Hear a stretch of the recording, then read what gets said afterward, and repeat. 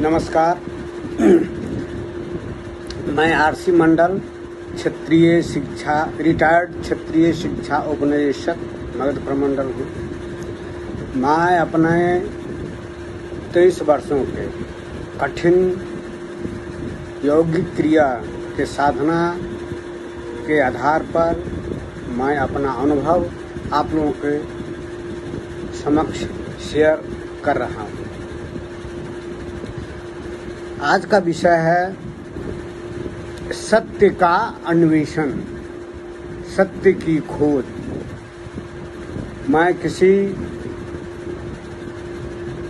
परमात्मा के बारे में नहीं कहना चाहता हूँ, क्योंकि सभी धर्म में उनका इष्ट परमात्मा अलग अलग है।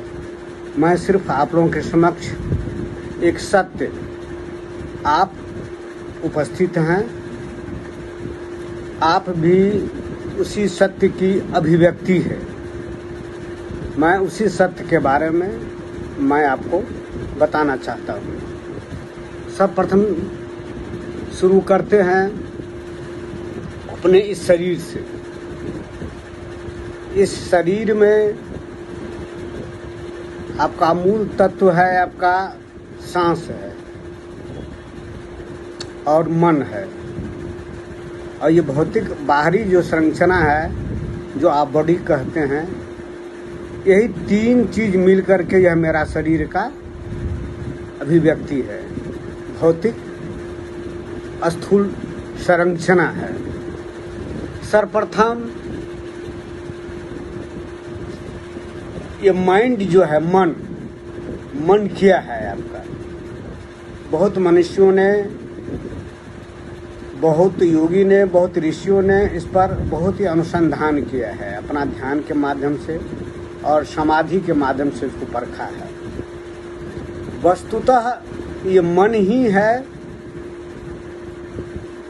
यह जो संसार है आपका। तो ये मन है क्या, पहले तो मैं विस्तृत रूप में जाऊंगा। उससे पहले मैं बताना चाहता हूँ जो ये मन है क्या आपका।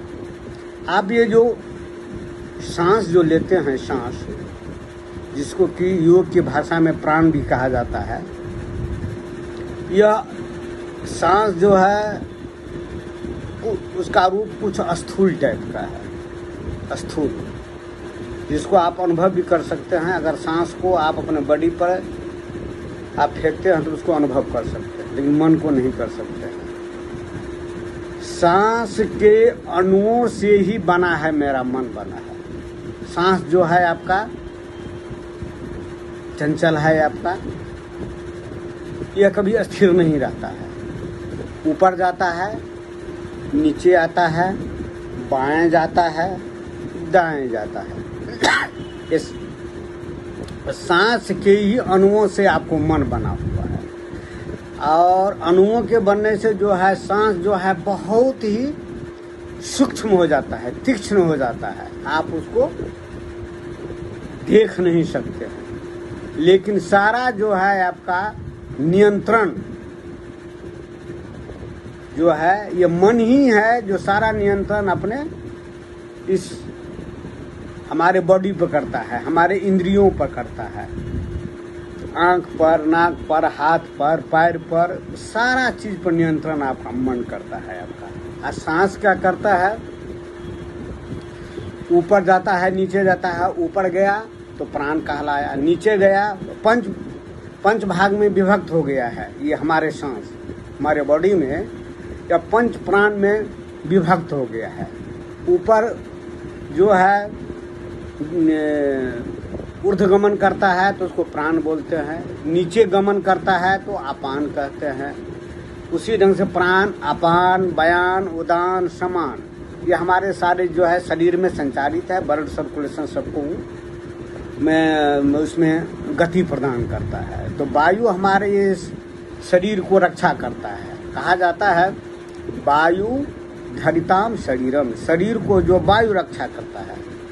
और मन जो है वो नियंत्रित करता है। कैसे नियंत्रित करता है? मन का स्वभाव, सबका स्वभाव अलग अलग हो गया। प्राण का भी स्वभाव अलग हो गया, और मन का भी स्वभाव अलग हो गया। मन का स्वभाव क्या हुआ, वह कभी वर्तमान में नहीं रहता है, वह भूत में चला जाता है।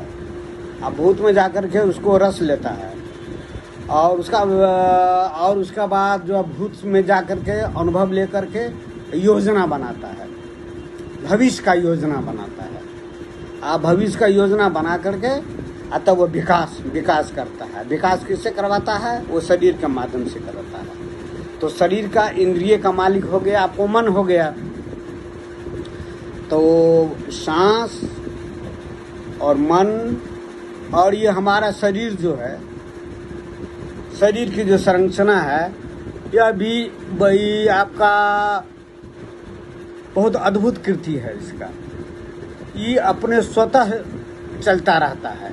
ऐसा ही पंचभूत से बना हुआ है आपका, पंच महाभूत से। जब आप ध्यान आपका अगर प्रगाढ़ होगा तब बॉडी के भी संरचना को आप देख सकते हैं। आप यह पंच महाभूत की ही संरचना है। क्षिति, जल, पावक, गगन, समीरा, हवा। इस पांचों तत्व के संघात से ही यह शरीर बना हुआ है। यह ऑटोमेटिक हर हमेशा चलता रहता है। आप सोए हैं तो पर भी चलेगा आपका, जगे हुए हैं तो पर भी चलेगा आपका। ये हर हमेशा चलता रहता है ऑटोमेटिक। और सांस जो है, प्राण जो है, ऊपर नीचे बाएं दाएं जा कर के वह गतिमान रहता है। हमारे शरीर के सेल को सारा एनर्जी देता रहता है। मन जो है उसको नियंत्रण करता है।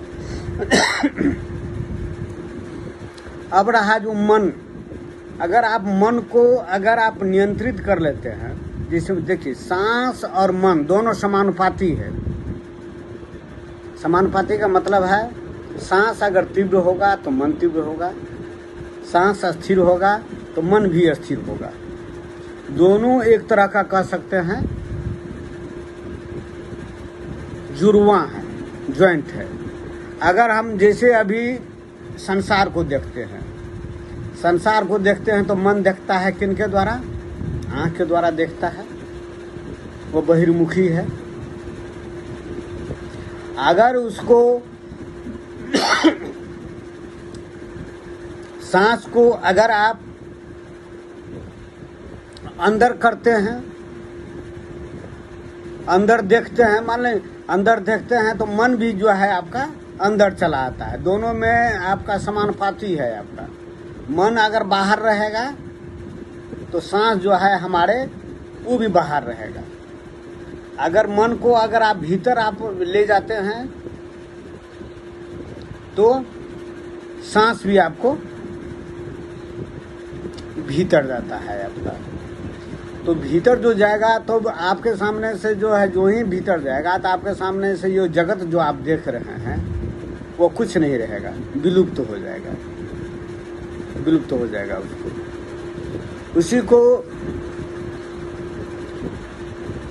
आदि गुरु शंकराचार्य ने कहा कि ब्रह्म सत्य है, यह संसार मिथ्या है।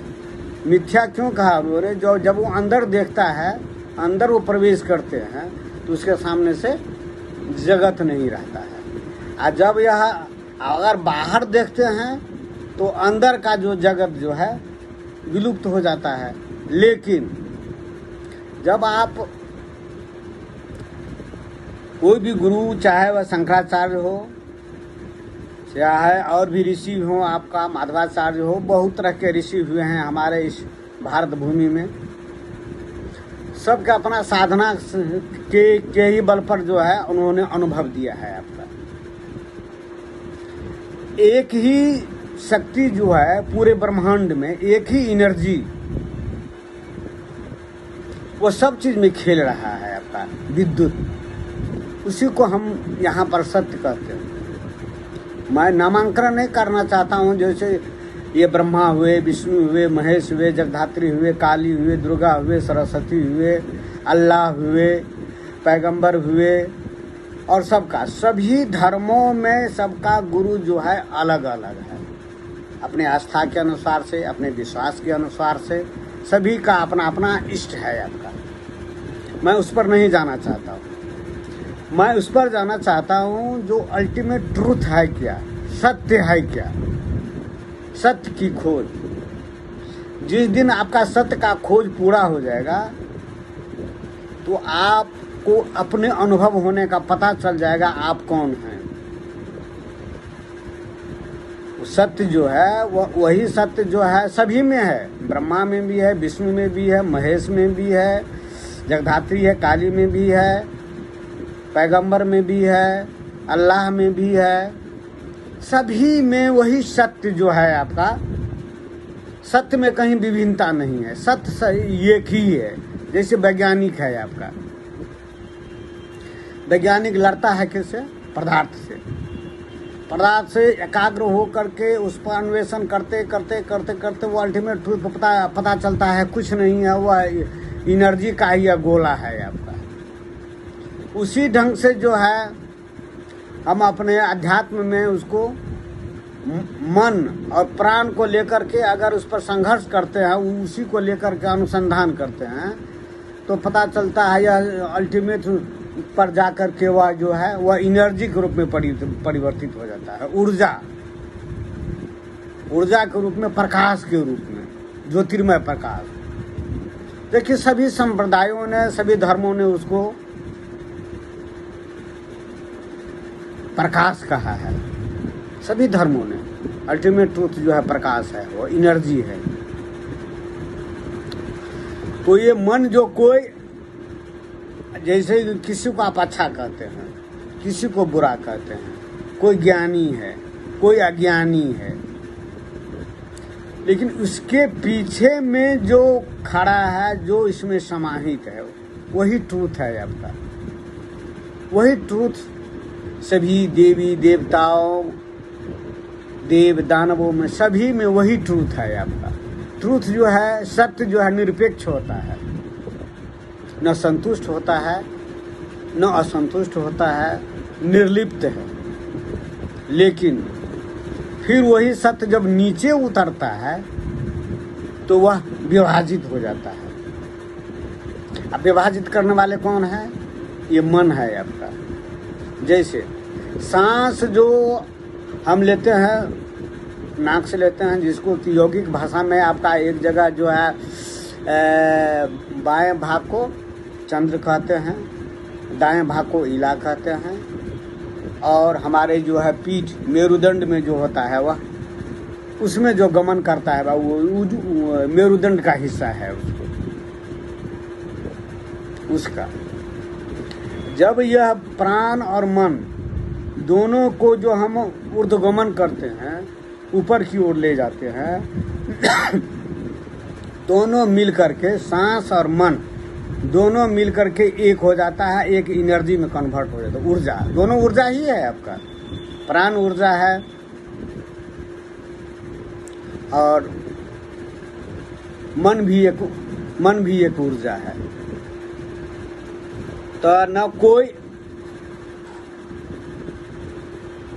मन हमारे जो कोई अच्छा, किसी को हम अच्छा कहते हैं, किसी को बुरा कहते हैं, सबसे मन की उच्चतम स्थिति है आपका नो मैं, कुछ नहीं, निर्विचार।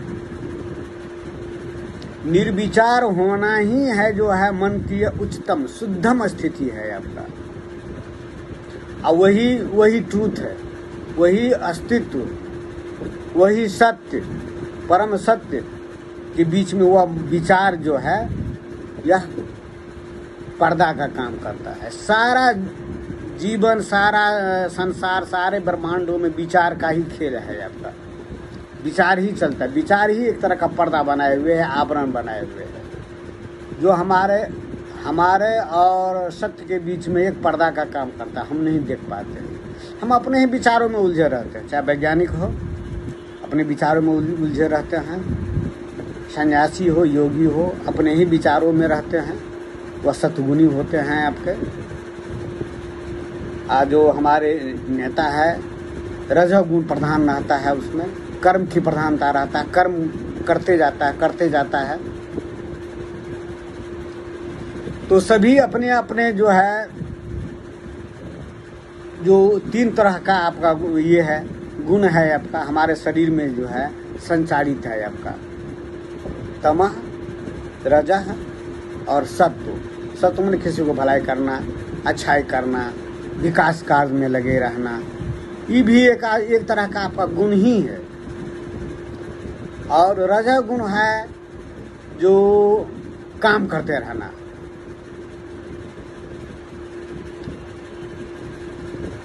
विकास का काम करना, योजना बनाना, सब चीज करना, ये भी आपको रजोगुण है। तमोगुण गुण होता है किसी को कष्ट देना, हिंसा करना, मारना, उसी में उसको आनंद आता है।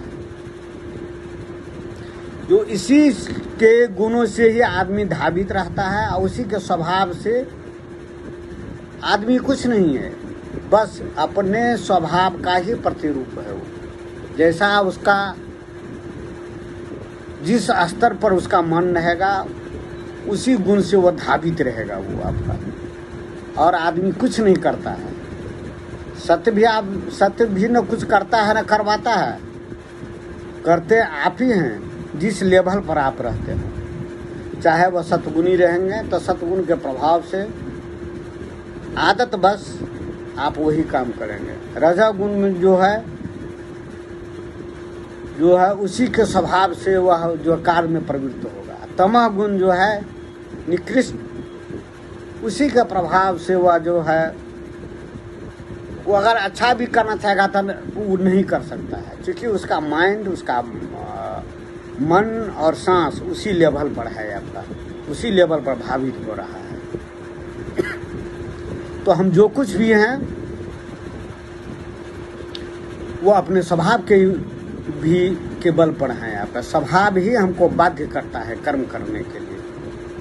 कर्म हमको कोई नहीं करवाता है, न सत्य करवाता है, जिसको क्या परमात्मा कहें, गॉड कहें, अल्लाह कहें, कोई नहीं करवाता है। करते हम अपने ही जिस लेवल पर हम रहते हैं, बस वही कर्म करने के लिए हम बाध्य रहते हैं। जैसे महात्मा बुद्ध ने कहा, संसार में दुख ही दुख है। वो अपनी योग साधना के बल पर जो उन्होंने अनुभव किया, जिस सत्य को, दुख है। लेकिन दुख की भी परिभाषा सबकी जिंदगी में अलग अलग है। कोई किसी को सुख देख करके आनंदित होता है, सुख होता है, लेकिन वही देखिए निकृष्ट आदमी बैड सोशल एक्टिविटीज़ के जो है, क्रिमिनल है, चोर है, किसी को दुख देख करके, प्रताड़ित करके उसको आनंद आता है। तो आनंद दुख की परिभाषा भी अलग अलग है आपका। ये जो समाज में कहते हैं, जो महात्मा बुद्ध ने कहा है जो दुख है, मैं यहाँ पर मैं इसको खंडित करता हूँ। जो सुख और दुख, जैसे अंधकार और प्रकाश, अंधकार के बाद प्रकाश आता है, प्रकाश के बाद अंधकार आता है, दोनों तो जुड़ा हुआ है। दो विभेद कौन करता है? ये हमारा मन करता है। मन कौन है? चंचल है, गति कर रहा है। जो गति कर रहा है अस्थिर नहीं है। जो अस्थिर रहेगा तब ना सत्य परिलक्षित होगा। तो वही निर्विचार की स्थिति में सत्य परिलक्षित होता है, जो कि प्रकाशहीन है, अंधकारहीन है, गोधूली का टाइम का है। वह जो प्रकाशमान भी नहीं है, उसमें ज्वलंत प्रकाश भी नहीं है, अंधकार भी नहीं है। प्रकाशहीन और अंधकारहीन अवस्था ही सत्य है आपका।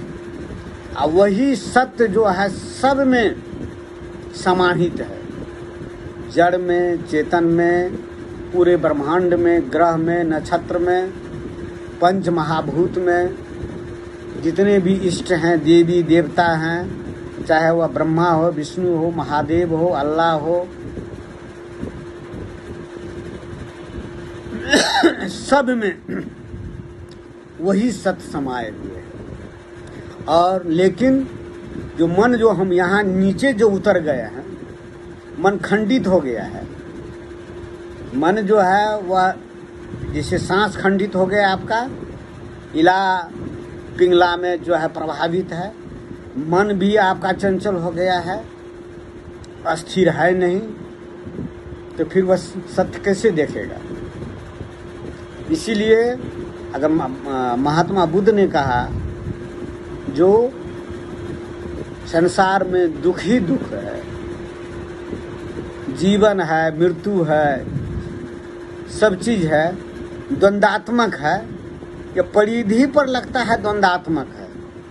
यह संसार परिधि पर लगता है, हर एक परिधि का केंद्र होता है, आप जानते हैं। केंद्र पर आप जो ही जाएंगे, केंद्र पर आप जो ही जाएंगे तो वहां पर कुछ नहीं रहेगा। सतत प्रवाह है, जीवन का प्रवाह है। और वहां पर पहुंच करके तब जो नीचे उतरिएगा, तब आपको जो है जीवन की सतता का पता चलेगा, इस संसार का सतता का पता चलेगा। इसीलिए महात्मा बुद्ध का भी जो ये कथन, जो जीवन दुख ही दुख है, दुख नहीं है। दुख की परिभाषा भी सबके लिए अलग अलग है। जो किसी को दुख लगता है वह किसी को सुख लगता है, किसी को सुख लगता है तो किसी को दुख लगता है। यह मन की स्थिति के अनुसार है। मन जिस अवस्था पर जाएगा आपका, उसी ढंग से वह विचारना करेगा, उसी ढंग से उसकी सोच हो जाएगी। इसीलिए सुख दुख भी जो है मनुष्य के अनुसार जो परिभाषित होता रहता है। लेकिन जब वही मन जो है निर्विचार की स्थिति में हो जाता है, निर्विचार, जबरदस्ती आप निर्विचार नहीं कर सकते हैं, पागल हो जाइएगा। मन यह परम सत्ता का ही यह जो है ये कृति है, ये आपका मन के ही अनुसार से यह संसार में जितने प्राणी हैं, जितने आदमी हैं, सब में ही मन अलग अलग है, सबका संसार अलग अलग है।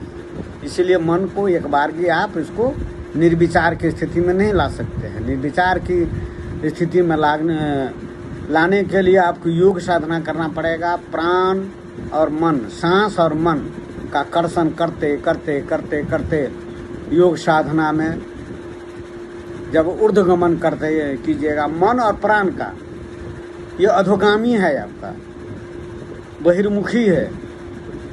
सांस के द्वारा आप देखते हैं, अब मन भी बहिर्गामी है। और जब यह अंतर्मुखी हो जाएगा, ऊर्ध्वगामी हो जाएगा, तब वो अपने मूल सत्ता की ओर, मूल सत्य, मैं हमेशा सत्य की बात कर रहा हूँ, ट्रूथ, अल्टीमेट ट्रूथ में वहाँ पर मन भी नहीं है, सांस भी नहीं है। सांस आप जो सांस लेते हैं ना, उसी को कहते हैं ये हमारा जीवन है। जब तक सांस चलता है तब तक हम हैं। लेकिन सांस का भी एक स्थिति है, अस्थिर हो जाता है। जब वो अस्थिर होता है, मन भी अस्थिर हो जाता है। और उसी में जिसको आप अलख कहते हैं, निरंजन कहते हैं, शुद्ध कहते हैं, सत्य, वही सत्य है, जिसको कि हर एक धर्म में अलग अलग नाम दिया गया है आपका। महावीर ने उसको सत्य कहा, हमारे योग में उसको परमात्मा कहा गया, ईश्वर कहा गया, परमात्मा कहा गया। दूसरे संप्रदाय में अल्लाह है, सब एक ही हैं। जब अल्टीमेट ट्रूथ पर जब आप पहुंचते हैं, तब एक ही सत्ता रहता है आपका, वो प्रकाशमय, अंधकारहीन, प्रकाशहीन। आप फिर जब वहां से वो नीचे प्राण जो है उतरता है धीरे धीरे, तो वह विभाजित हो जाता है। वह नाक के द्वारा विभाजित हो गया, और मन भी हो गया। प्राण बहिर्मुखी हो गया तो मन बहिर्मुखी हो गया। मन जो है वह बना है किससे? हमारे सांस के अणुओं से ही बना है आपका। तो जब तक ये सांस बहिर्मुखी रहेगा, मन बहिर्मुखी रहेगा, वह संसार को देखेगा, दूध देखेगा, हमेशा दूध देखेगा, द्वंद्वात्मक देखेगा। जीवन, मृत्यु, अंधकार, प्रकाश, सुख, दुख, राग, द्वेष, मित्र, शत्रुता, हमेशा दूध देखेगा। लेकिन जब वह ऊपर जाएगा, जब वो ये सांस और मन जब दोनों मिल जाता है, उसी को आप समाधि क्या है? एक अवस्था है, नाम दिया गया है समाधि। अस्थिर अवस्था का ही नाम समाधि है आपका। और उस अवस्था में तब आप अपने स्वरूप को देखिएगा, जो प्रकाशहीन है, अंधकारहीन है, अचल है, महाकाश की तरह है, गगन सदृश है। वही आपका स्वरूप है, वही आप। आज जिस दिन आपको ये अनुभूति हो जाएगी, ये किसी को बताने पर भी नहीं बताया जाता, गुरु भी नहीं बता सकता है। वेद, वेदांत, उपनिषद ये तो मात्र इशारा करते हैं, देखो देखो, लेकिन पहुंचना तो एक साधक को ही जाना पड़ता है, और अपने ध्यान के बल से, योग साधना के बल से। वो एक दिन का भी नहीं है, एक जन्म में नहीं पूरा होता है तो दूसरा जन्म में भी वह स्टार्ट करना पड़ता है। लेकिन आपका ये विभूति है, कभी ख़त्म नहीं होगा। जहाँ से आप एंड करेंगे, फिर दूसरी ज़िंदगी में ऐसी प्रकृति की व्यवस्था है, वहीं से आपकी शुरुआत होगी। इसका अच्छा ही नहीं हो सकता किसी भी संप्रदाय में। वह जो है क्षय नहीं होता है। फिर वहीं से आपका जो है सब प्लेटफॉर्म मिल जाएगा, सब सुविधा मिल जाएगी, और फिर वहीं से आप स्टार्ट कीजिएगा। तो आज इतना ही है। फिर दूसरा दिन मैं विस्तार से यह मन पर, प्राण पर और शरीर पर, ये तीनों चीज की प्रादुर्भाव कहाँ से होता है, ये मूल तत्व जो है कहाँ से है। क्योंकि मैं अपने योग साधना है, 23 बरस की योग साधना है आपका। यौगिक क्रिया के बल पर मैंने जो अनुभूत किया हूँ, मैं आप लोगों को बताना चाहता हूँ, ताकि आप अपने अस्तित्व को, जीवन रहस्य को या सृष्टि रहस्य को समझ सके। साइंटिस्ट भी, आज चंद्रयान भी पहुंचा है चंद्रमा पर, वैज्ञानिक अनुसंधान है। यह अनुसंधान कौन कर रहा है? मन कर रहा है। मने अनुसंधान करता है, आपका रिसर्च करता है, एकाग्र होता है, वह सत्य के नज़दीक पहुंच जाता है, और तब वह जो है उपलब्धि हासिल करता है। तो जब आप अपने परम सत्य को आप पहुंच जाएंगे, अपना जहाँ से आप अपने स्वरूप का अनुभूति हो जाएगी, आप हैं कौन, तब आप अपने जैसे वैज्ञानिक जो है पूरे ब्रह्मांड के रहस्य को खोजने में चला है, तो आप भी उसी मुक्त हस्त से बता सकते हैं या सृष्टि का, या मनुष्य का, या जीवन रहस्य, असत्य का अंतिम स्थिति क्या है।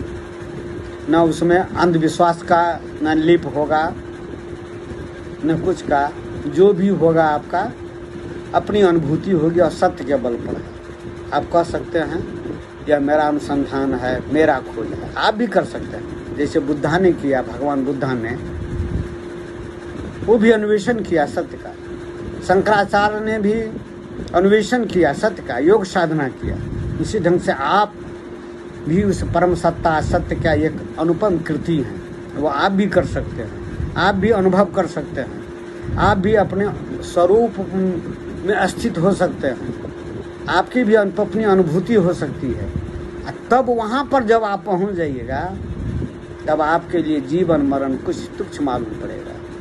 पता चलेगा जो मृत्यु तो है ही नहीं, मृत्यु तो है ही नहीं। मृत्यु को तो मैं रोज जाता हूँ, रोज साक्षात्कार करता हूँ वहाँ से, या फिर नीचे उतरता हूँ। तो मेरे लिए मृत्यु क्या चीज़ है? समाधि क्या है?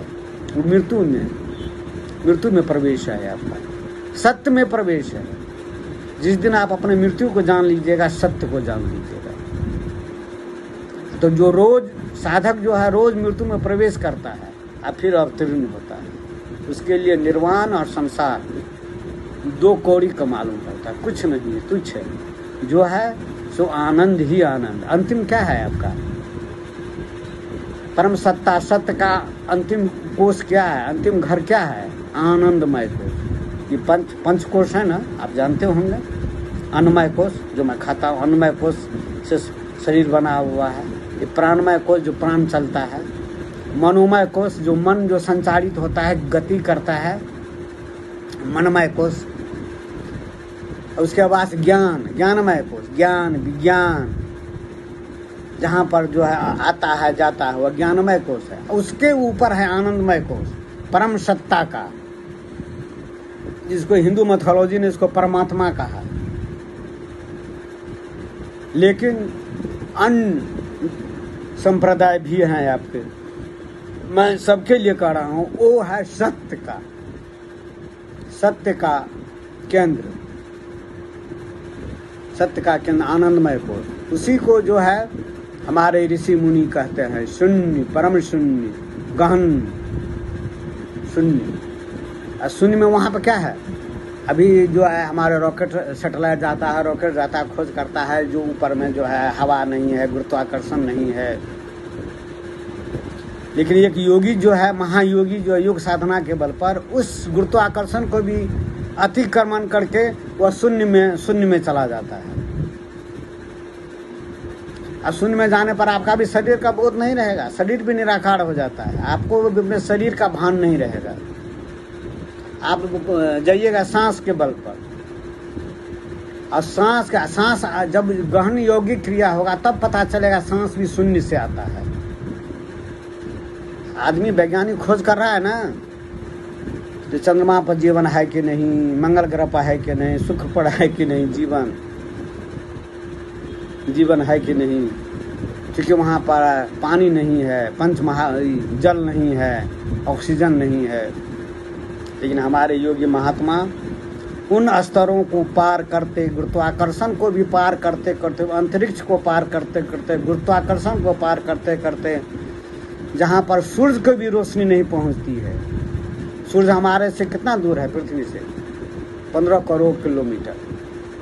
उससे भी दूर पहुँच करके जहाँ सूर्य की रोशनी नहीं पहुँचती है, उस आभा मंडल में शून्य में पहुँच जाता है। तब वहाँ से देखता है इस संसार को,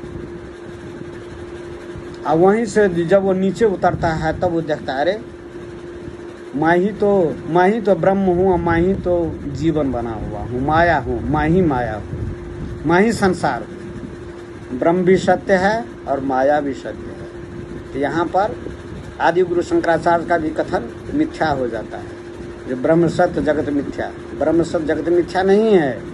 वह जब ऊपर जाते हैं, अच्छा एक मिनट, आप तार के पेड़ पर चढ़ते हैं, ऊपर जाते हैं, ऊपर से तो सब चीज़ देख लेते हैं, और नीचे में रहते हैं तो नहीं देखते हैं। तो ऊपर जाते हैं फिर नीचे आते हैं ना, तो नीचे क्या हुआ? असत्य हो गया। और ऊपर क्या हो गया? सत्य हो गया। ऊपर भी सत्य है, नीचे भी सत्य है। ऊपर का मतलब क्या है? मेरे कहने का मतलब है ऊपर का, जब आप शून्य में पहुंच जाते हैं तब जगत को देखते हैं। ऊपर में पहुंचने पर वह जो है सभी जो है ऊपर में वह जो है मन चूँकि वह निर्विचार की स्थिति रहता है, निर्विचार की स्थिति वो सत्य देखता है। तब देखता है जगत में खाली जो है प्रकाश ही प्रकाश है, प्रकाश स्वरूप यह पूरा ब्रह्मांड, पूरी सृष्टि है पूरा। और जब वो वहाँ से नीचे उतरता है, जब यह दो हो जाता है, या सांस बाहर निकलता है, मन भी बाहर निकलता है, तो मन का काम रहता है विभेद करना, विभाजन कर देता है। एक ही चीज़ को दो देखता है, मन एक ही चीज़ को दो देखता है, वो खंडित हो जाता है। तो यहाँ पर जीवन देखता है, मरण देखता है, दिन देखता है, रात देखता है। लेकिन ऊपर में जाने पर सब एक ही रहता है, दिन रात सब चीज़ मिला करके एक हो जाता है। क्योंकि वहाँ पर मन नहीं है, मन वहाँ नहीं पहुँच नहीं पाता। मन शांत होता है तभी वो अलग उपलब्ध होता है, दृष्टिगोचर होता है। आज संक्षेप में धीरे धीरे मैं बताऊंगा। धर्म बहुत ही गूढ़ है।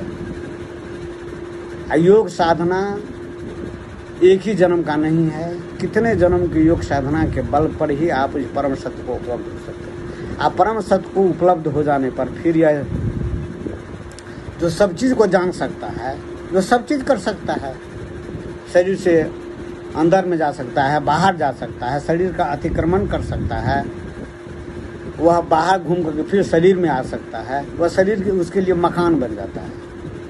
मैं शरीर में वास करता हूँ। यह हमारे ऋषि मुनि महायोगी का या परम साधना के बल पर ही जो अनुभूति प्राप्त किया है वो वही कर सकता है।